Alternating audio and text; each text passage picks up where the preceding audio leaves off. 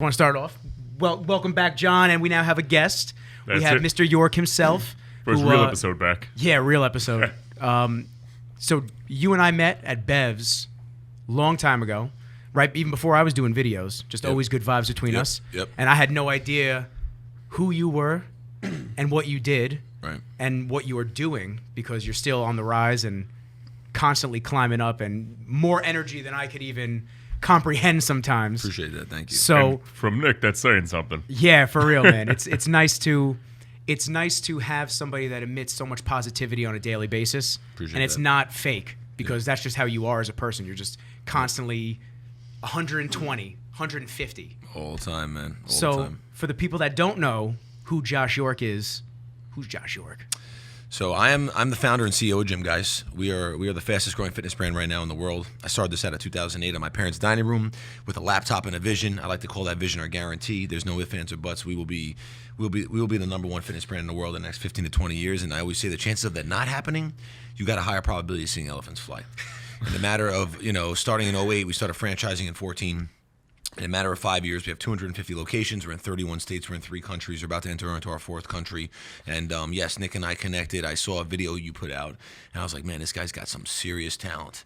And I remember I sent you a message, and then I also remember I hooked Nick up. I got him his first drone. Sitting over there on That's top right there. of the cabinet. Because I believe in Nick so much, and we just worked it off with obviously editing and other things. But yeah, we are just disrupting the entire fitness industry, because you know what? I know you and I know you have both ordered off Amazon in the last 4 weeks, and I know you're both also Prime members. And if you ask the majority of people in the world, the majority are going to say yes, or they know someone who has ordered off Amazon. Why? Because we live in a world of convenience.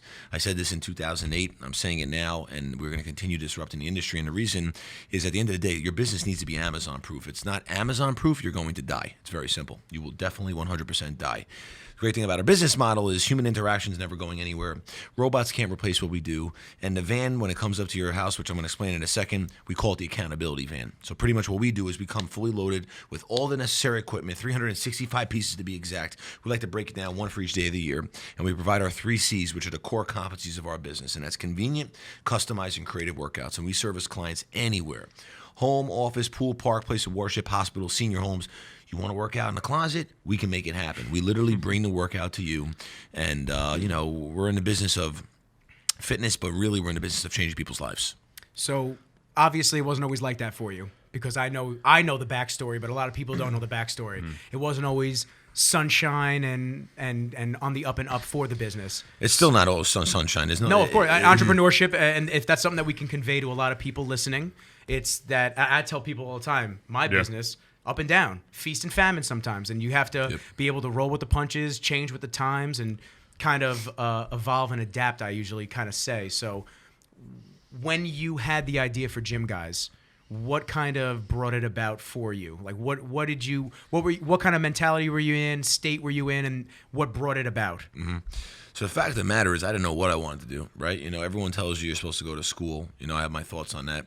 But, I went to college, and I just honestly went to college because my friend was going there. And I just said, all right, he's going to CW Post, which is, I think, Long Island University Post now. And I just said, all right, I guess I'll go there too. And that's what I did. And I said, I'll just take a business management, degree, and this is what I'm going to do. And here I am.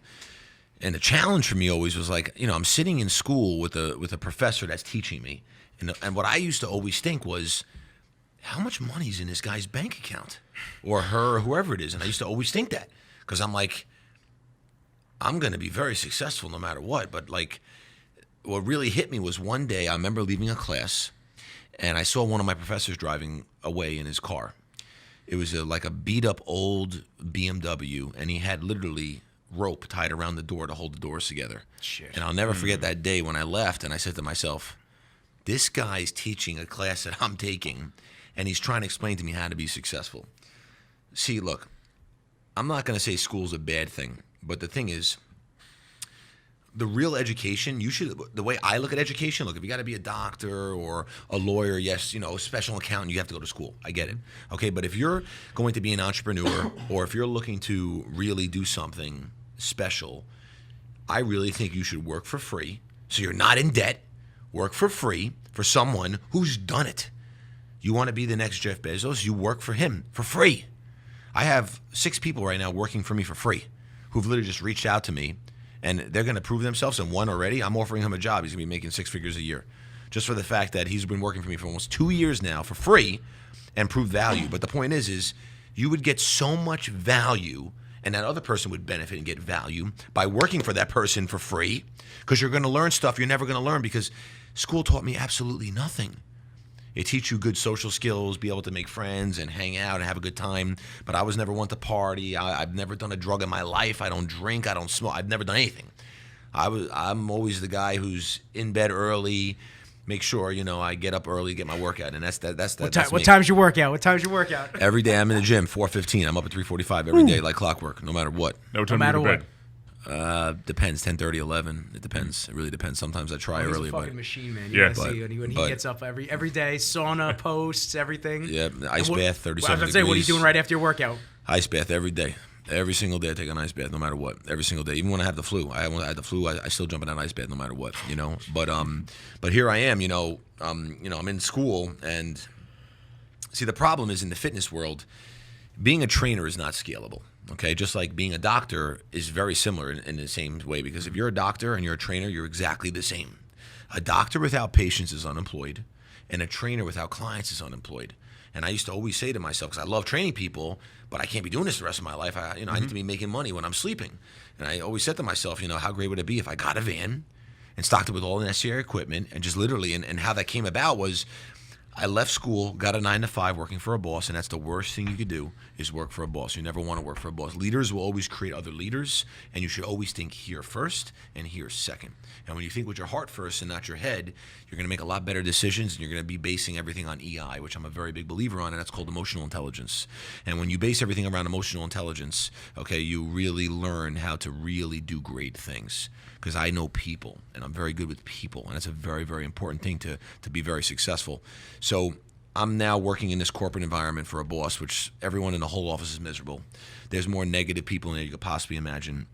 And it's a stat that 85% of people drive to work every day committing spiritual suicide on a daily basis. And then it's another stat that people spend 3 to 4 hours per day working on non-work related tasks when they're at work.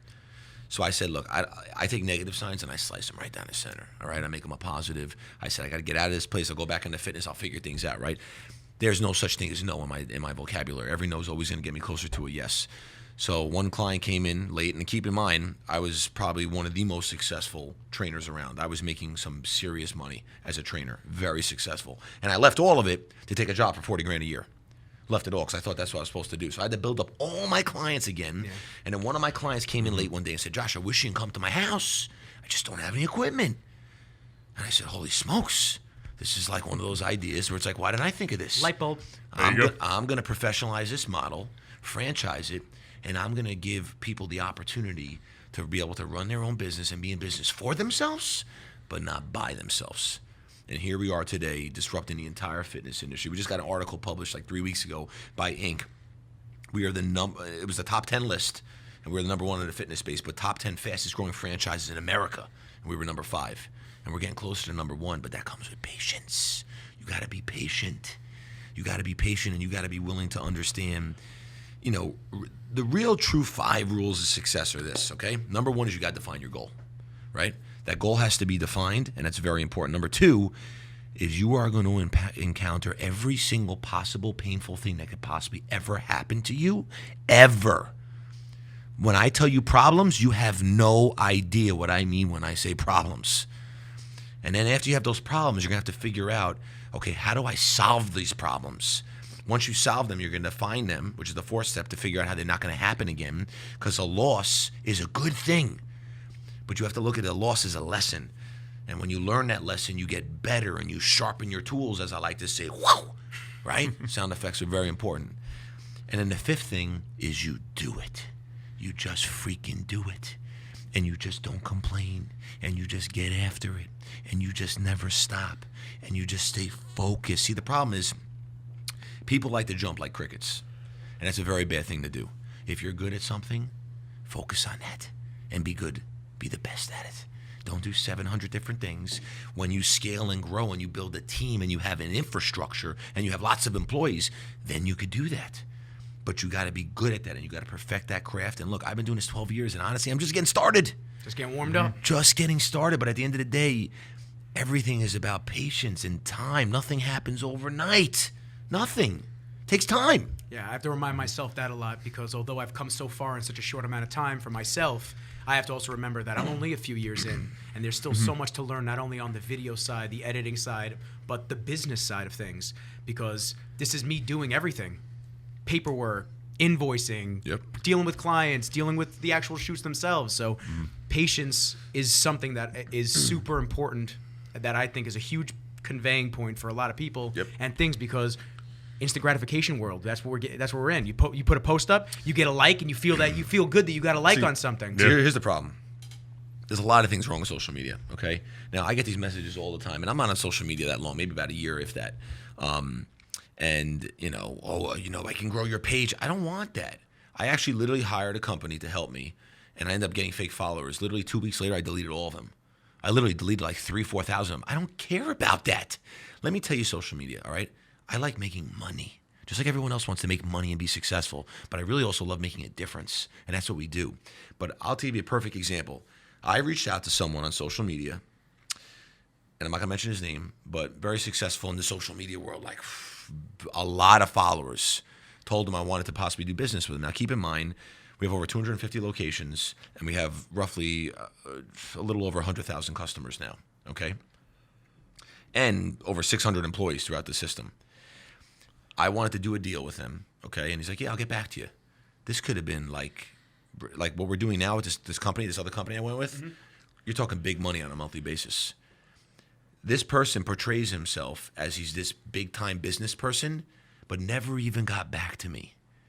That's social media. It's a lot of fake smoke and mirrors out there, and you got people taking pictures in front of cars that they don't even own, and people going to freaking private, plane, private airports to go in front of private planes like they're walking on the plane. All this stuff's fake. So you're not posting any pictures in front of Rolls Royces or anything? No, as a CEO of a very successful company, I'm not that guy. Oh, damn. Shit. Like then I don't know if you're actually making it, man. I don't know. Listen, the key is, look, everyone's gonna say something and has something to say.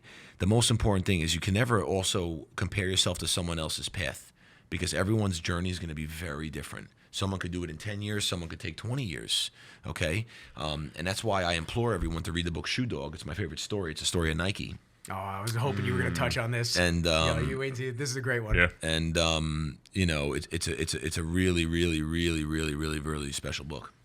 And why do you enjoy the book and Nike so much? Because the journey that Nike went through is just out of control crazy. It's just crazy. It's just like that book will pretty much, it's my favorite book, and that book will pretty much teach you what business is. It's very dirty. It's very painful. You got to literally picture, you have like a cut, right? It's like a deep cut, and you feel like you need stitches, right? But you're like, you know what? The cut's going to heal. I'll just let it heal. And then each day you take a knife and you keep digging in the cut every day. And it just gets deeper and deeper. And then you're like, why isn't my cut healing? And the same day you're doing the same over and over. You keep digging in that cut. That's how painful business is. And that's why I say business is 80% mindset. You have to have the right mindset. Mindset will win over everything else.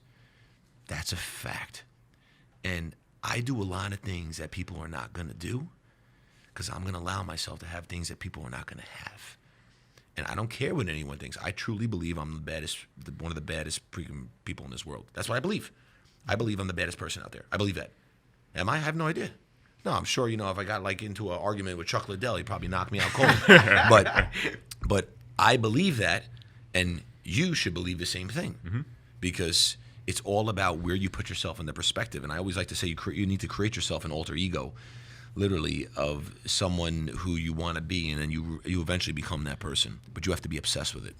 It's funny. People spend years and years and years, literally, of like in-game time playing World of Warcraft and Minecraft and all these different games where it's an RPG where they made this self-character that's not really them. But if they put all that time into believing that was themselves, if you're playing, say, Skyrim, right, and you're fighting with a sword, if you spend that much time playing with a sword in person, I don't know who's going to hire you, what you're going to do. You're going to make a lot of money playing with a sword in real life. Make a lot of money doing anything as long as Look you're at- passionate yeah, about look, it. exactly. I don't know. I know nothing about video games. I don't even watch TV. I haven't watched TV. I haven't sat down and watched TV, and I can't even tell you, man. It's been almost probably a decade. Like I literally do not watch any TV. I don't play any video games. But what I will, I've never used Netflix ever. I don't even know how to use it. I've never even logged on to it. I've never used it.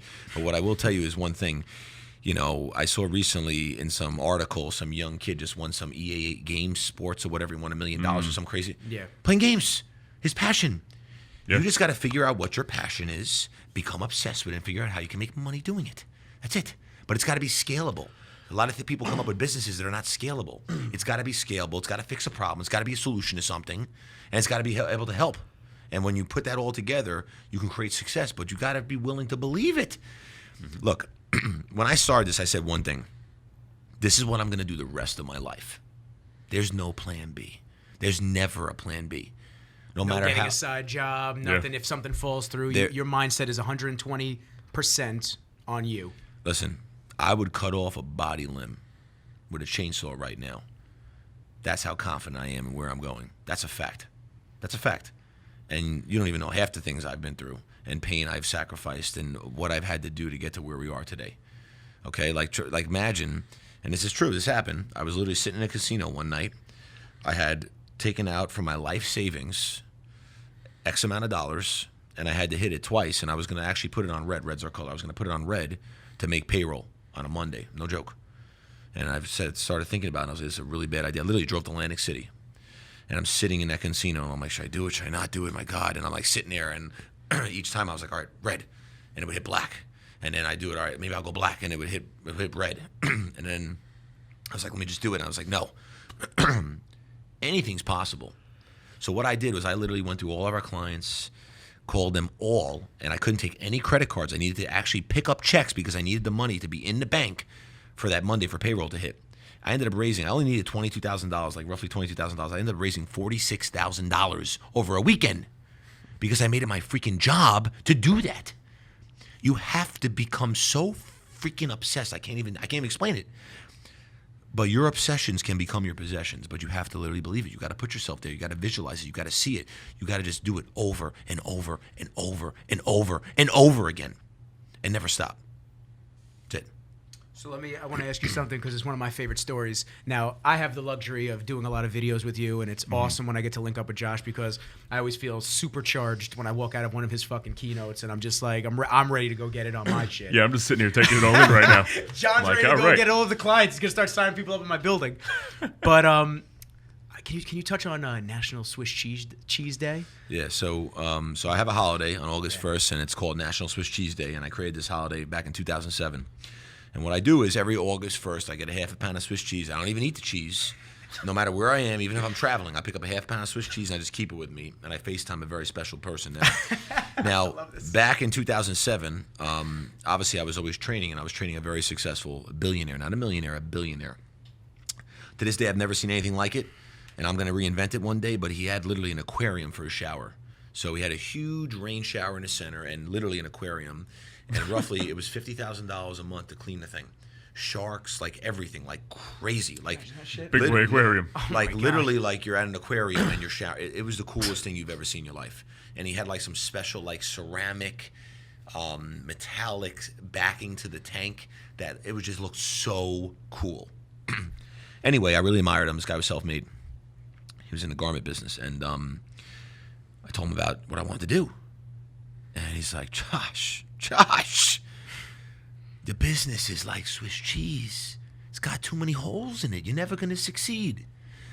Now, obviously, I felt a little upset and discouraged. Now, so I've implemented this a long time ago, and it's called the 5-minute rule, okay? And it's not really 5 minutes, but it is 5 minutes because you can't spend more than 5 minutes on something that's not going to matter in 5 years. An example I like to always give is Tiger Woods now. Look at Tiger Woods, what happened to him years ago. Like 7 years ago, he was on every front page of every cover of newspaper, magazine, everywhere. And then what happened when he just won the Masters? He was the best thing ever since sliced bread.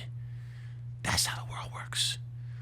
So I'm leaving this house, and I'm like, I choose my own destiny. Screw him, whatever.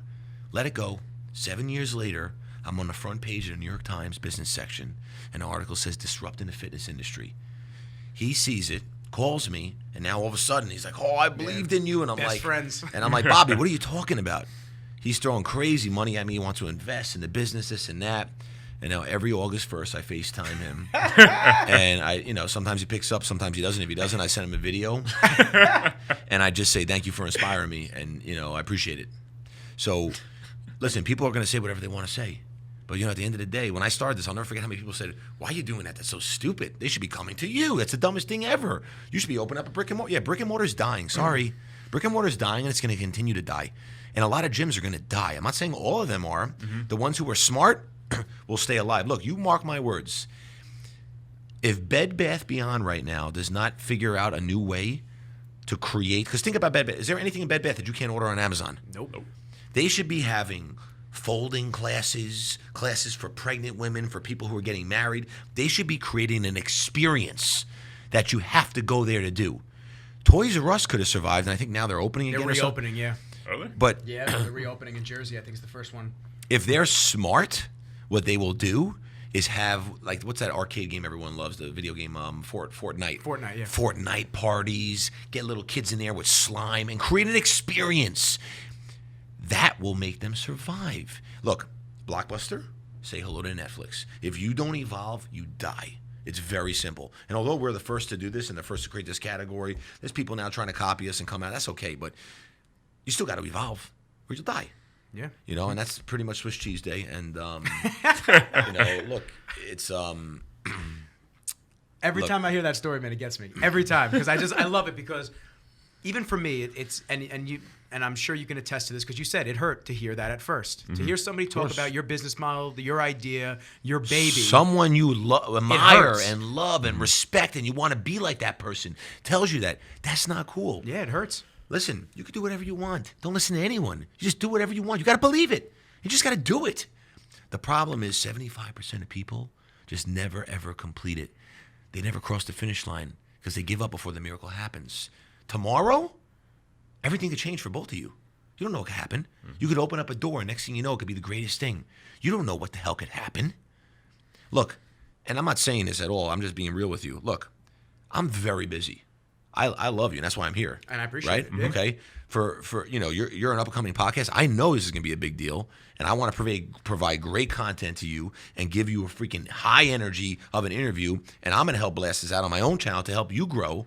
But when you do good things happen back to you. When you're a nice person, nice things happen. You know what I've been doing now for the holidays? Every bill I get, I take the total for the bill and I make it the tip, and I say happy holiday. Whatever bills I've been doing lately. I literally take the total, even if it's $20, $30, $100, $100 tip. Happy holidays. You just got to do good things. The problem is there's not a lot of good out there, right? The and negative people, overshadows all the good and that people happens. and people think, oh, I'm too cool, or I wouldn't do this, or oh, well, I've been on a podcast with millions of people. That means nothing. It means nothing. Everyone starts from zero. Everyone. So you got to look at it from that perspective because, see, one thing I've always done is I always stay grounded, and I always act every day like I have $1 in my bank account. And this is actually a true secret that I've never told anyone. I'm going to tell you right now. I have a bank account that's a separate bank account that has $1 in it. I don't even touch that bank account. Literally, there's another bank account that I have that just has $1 in it. I actually love that. And That's actually motivating. and- It's all and- hell. They hate you. And I look at it every day. I've never missed a day. I look at it every day. And I put in my freaking mind that I'm broke as hell. If you really want to see what you could do, why don't you lose everything? Take everything away from you. Lose your home, lose your car, lose everything. And then you'll see how hungry you are. People say, oh, I'm scared. I can't do this, right? Someone was actually just talking about this the other day. They were like, oh, I don't know how to go to ask someone. Just ask them. You'll be uncomfortable. You'll get over it. Like, there was an article recently I was just reading that people fear public speaking more than it's scarier than death. It's I have to do the best man toast at my cousin's wedding in April, and I'm already dreading it. Look, I just did a recent keynote in front of 5,000 people. Okay, 5,000 people. You think I'm going to sit here and tell you I wasn't nervous? Of course I was nervous. I was like, but I controlled myself, and I've learned over the years. And then you just do it, and once you go, you just ready to rock. But you got to just do it. People just don't want to do it. But if you take everything away from you, you would look at things in a whole different perspective. But I literally have a bank account that has $1 in it. And I opened that bank account, I'm not even joking, in 2008 when I started the business. And people used to laugh at me, and all these people used to, I'll never forget, I was engaged to be married, and this girl left me. She couldn't handle my schedule. I'll never forget, I came home, she was crying. It was the greatest thing that ever happened to me because I have the most amazing wife in the world who I love more than anything, and she's the most supportive thing, and that's very important too. But I'll never forget that day, I literally opened up that account. I opened up that bank account, and I've never, ever touched it. $1, no minimum, nothing. It's sat there since 2008, still to this day. And I've never missed a day I don't look at it. That's the mindset you got to have. Because at the end of the day, no one's touching me. No one. Because I'm not going to let it happen. That's it. I work like someone's trying to eat my cheese. No one's eating my cheese. That's why. You want to take an hour to respond to an email? Shame on you. I do it in a second. I'm going to be better than you. You want to take 2 days to get back to somebody? I'm going to do it in a second. Shame on you. He is super quick with the emails. If you want to be the best, there's no such freaking thing as a work-life balance. It's the biggest bunch of nonsense I've ever heard. I work 7 days a week, 365. That's how I operate. If you want to be great. If you want to be great. If you don't want to be great, then just do what everyone else does and just stroll around and wake up at 9 o'clock in the morning and go. If you want to be a beast, a warrior, see, I'm a warrior. If you want to be a warrior, you got to think like a warrior. That's it. That's it. I got this new thing I'm doing. I'm putting myself through a Navy SEAL training. I got a buddy of mine who's Navy SEAL. I'm going to literally put myself through that training. I'm going to go to the Hell Week. You already started that morning routine. I've already started, but breathing through a straw. No, I duct tape my mouth when I do cardio. I breathe out of my nose only. I love it. He goes, when do you meet me there? I said, yeah, I'll catch you there. Oh, yeah. Listen, you have to put yourself in uncomfortable situations. Yeah. Because when you put yourself in uncomfortable situations like that where you feel like you're gasping and you can't even breathe and you feel like you're going to die, look, at the end of the day, it only makes you stronger and better. And when you have these other situations, like, when you get bad news, you get that anxiety and you're like, you know that feeling? Mm-hmm. I've become numb to that feeling. I've trained myself. You ever hear how fighters like take wood sticks and tap their legs to kill the nerves? So like when they hit, yeah.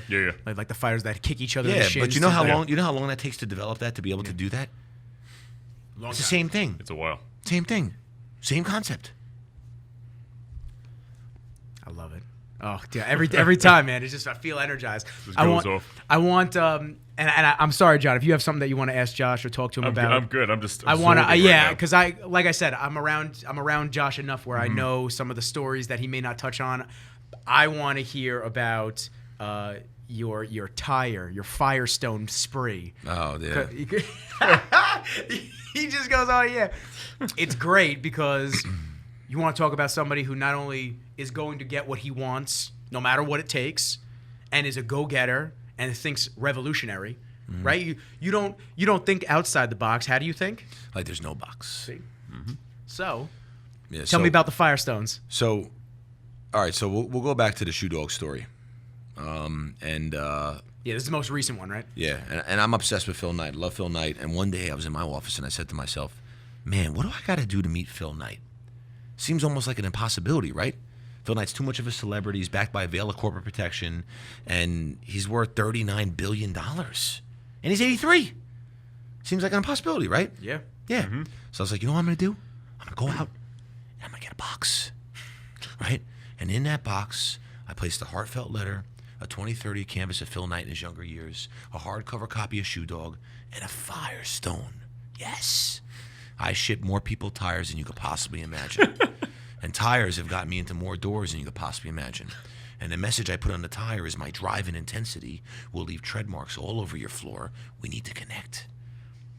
So Nike... fucking genius. So Nike stated if you were lucky, Phil Knight would get back to you within 6 months to a year. But due to the amount of packages Phil Knight gets, he's not going to get back to you. So the box goes out. Now, I usually ship 18-wheeler tires, but for Phil Knight, since he was a little older, I shipped a regular tire. Now, and this is very expensive to do. Yeah. And even though I'm sharing this, I will tell you right now, 99.9999999% of people will never take the effort to actually do this because there's a lot involved in this. Yeah. So the box goes out, right? 7 days later, my door busts open, and there's my CGO pushing in a box addressed to me with Nike's return address on it. So with the anticipation of a 5-year-old child, I run to the table, grab the scissor, run to the box, open up the box. You want to know what's in the box? What's in the box, Josh? In the box was a signed tire, a signed canvas, a signed book that said just do it. Now keep in mind, Nike stated they will not ship back anything unless you put a prepaid box in the box. I didn't want the tire back. The tire was to send a statement. Phil Knight paid to ship the tire back to me. Now, most people would stop right there, right? Because that's what most people do. Well, no. I found my handler, the handler for Mr. Knight, and connected with her. And I can't get into too much details, but you could figure out the rest. But in the end of February, Phil Knight and I'll let you do your imagination to it. I make the magic happen because I do whatever I have to do to get whatever I want to get. And I will not stop. Nothing happens the first time. If you expect to grow like a beautiful plant outside and you water it one day and never water it again, what's going to happen? It's going to die. And that's it. Yeah. Right? And now I'm going on Gary V next month. All right? You know, Gary V and I are going to become very good friends, man. Him and I just really hit it off, and we got some big things in the works. But, you know, from Gary V to Grant Cardone now to Ed Milet, who I've had on, to Dean Grazio, all these people. I have literally got the biggest players in the game on my podcast, connected with the biggest players in the game, because I don't take no for an answer. But normal, let me tell you something right now. Normal does not work. Average doesn't work. Being weird and crazy, and look, when you tell me I'm crazy, that is the highest compliment you can give me. I think that's the highest compliment you could possibly give. But being weird and crazy equals successful. But people are not willing to do that. The amount of effort that is required to get to where you want to go is ridiculously insane. But people don't want to put out that type of output because it's too much hard work. Just like I had someone recently call me. He's like, I really need your advice, Josh. Can you please help me? My business is losing a lot of money, and I don't know what I'm going to do. And he called me. It was on a Sunday. I was like, well, what are you doing? What are you doing? He's like, I'm home watching football. I said, what? I said, you're home watching football? You just told me your business is not doing well and you're losing money, and you're home watching football? I'm hanging up on you. Take care. And I hung up on him. And he called me back. I said, what the hell? I said, what the hell? Dude, you answered your own question. Do you want to lose everything? No, of course not. What are you doing watching football? You should be out there grinding. You should be connecting with people. You should be selling. ABS, always be selling. And literally, I motivated the living hell out of him and inspired him, and the guy's business literally has turned around now. There's more to the story, but I'm just saying, you have to put out action. That's it. Action. And ABB, always be branding. Always, man. You're always wearing GYMGUYZ. Always. Oh, like no other. Always. Now, at the conferences that we do, you know, you have a conference once a year, and it's been 4 or 5 years now. 4 years, I believe. We've had 4 conferences so far. Yeah, so 4 conferences so far. You have your 5th next year. Yep. For the 4 conferences, you know, as the CEO, right, kicking your feet up in between the conferences, right, in the morning, sleeping in until it's your time to do the keynote, or are you still going at it? You know the answer to that. I know the answer. I want everybody else to hear the answer. You're showing up late because you're on a business call. Listen, at the end of the day, look, do you know when I travel, there's been times I've taken a 2-hour Uber ride, an hour there and back just to go work out at the gym because the hotel gym doesn't do it for me. 2 hours out of my day in the morning. That's how important my workout is. My routine doesn't shift at all. Nothing changes. Ever. That's how consistent you got to be. Mm-hmm. You can hire a sniper, and they will get me every single day. That's a fact. Every single day they'll get me. At the same minute, at the same time, making the same step. That's how precise you got to be. Very simple. I fucking love it. Every time, man. It's just every time it gets me energized to go out and get it. That's it. That's what it's about, brother. So now, I actually have a question for you that I just always wondered. Were you always thinking of franchising because of the scalability? From day one, yep. Okay. And you always had that going for you. You have to start with a blank canvas, and you got to be able to visualize what you see. And you got to literally take an imaginary brush and literally paint that vision in your mind of where you want to go, what's the direction, what does that look like, how are you going to get there, and you have to see it clearly, and then you have to become sickly obsessed with it. Sickly obsessed. I mean, like obsessed. like psychological disorder, like something's wrong with you. Obsessed. I am obsessed. You have no idea how obsessed I am. Obsessed. That's how you make your dreams come true. I don't care what anyone says. We're going to feed you any of this nonsense, or this one's saying this, or yeah, follow me on my page and I'm so successful. Let me tell you something. The amount of respect I've lost for a couple people who I thought were these big time players when I'm trying to give them business and they didn't get back to me. If you tell me you're giving me business, I'm calling you within a half a second. There's just so many fake people out there. That's it. That's it. And you said a lot of smoke and mirrors. Yeah, a lot. And it's super discouraging, but you gotta not sway from who you are and what you do, because that actually, in the long run, helps you to become better and better. Listen, do you know this tune? Dun dun dun dun dun dun dun dun dun dun dun dun. What tune is that from? Mario. Okay, yep. Mario, right? Entrepreneurship is just like video game Mario Brothers. Why? I remember when I was younger, and I used to love Mario Brothers. And I never forget, I was trying to save the princess, and he came to this part where Dracula, whatever king. Bowser was there. I got you. Right? I catch on the assist. And I didn't know I had to jump over him, but I ran under him, and it went dun dun dun dun dun dun, and I fell in the lava, right? Mm-hmm. But I got to a certain point in that level where I didn't have to start from the beginning. I started in the middle. Do you remember that sometimes, right? Mm-hmm. When you die in business, just like a video game, you get to live another day. But that's how you got to look at it. And then literally I was able to start from the middle because I got to a certain point of knowledge of what you have to do and where you have to go. And then I jumped over him and I saved the princess and I beat the round.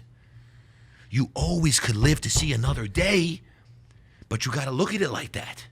People don't.